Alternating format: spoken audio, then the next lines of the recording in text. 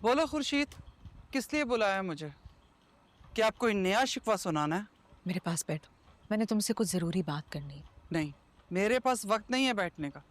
जो कहना है बोलो, सुन रही हूं मैं। साहबजान, तुम बादशाह की माँ हो। एक माँ होने के नाते तुम्हें उसका ख्याल रखना चाहिए। तुमने तो बिल्कुल ही उसको उसके हाल पे छोड़ दिया।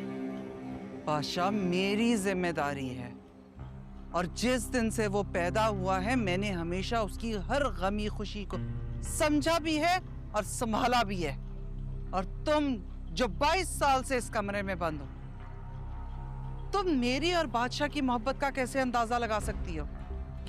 22 साल से मैं इस कमरे में बंद हूं, लेकिन क्यों?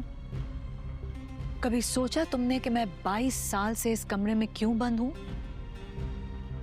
क्योंकि इस हवेली के रस्म और रिवाज सब ने मिलकर मुझे यहां कैद कर रखा है।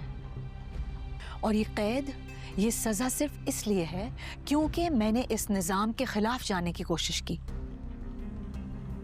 अपना घर बसाने की कोशिश की।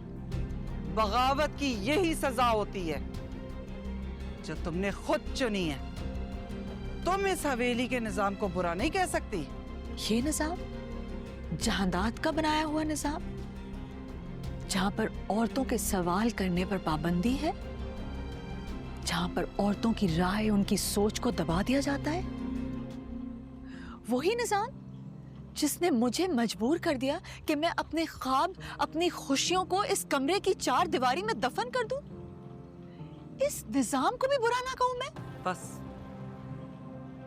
मैं तुम्हारे मामले में कोई बात नहीं करना चाहती, क्योंकि ये मामला तुम्हारा और जहांदाद सरकार का है। और जहां तक रही बात मेरे बादशाह और उसकी खुशियों की, तो मैंने उसके लिए कुर्बानियां भी दी हैं।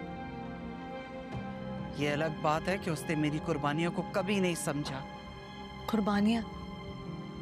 हाँ, शायद तुमने कुर्बानियां दी हैं, लेकिन यह भी सच है कि बादशाह को तुम्हारी मोहब्बत से ज्यादा तुम्हारे वक्त की जरूरत है। तुम्हारी सख्ती, तुम्हारी गफलत ने उसमें वो खला पैदा कर दिया जिसका शायद तुम्हें खुद भी अंदाजा नहीं।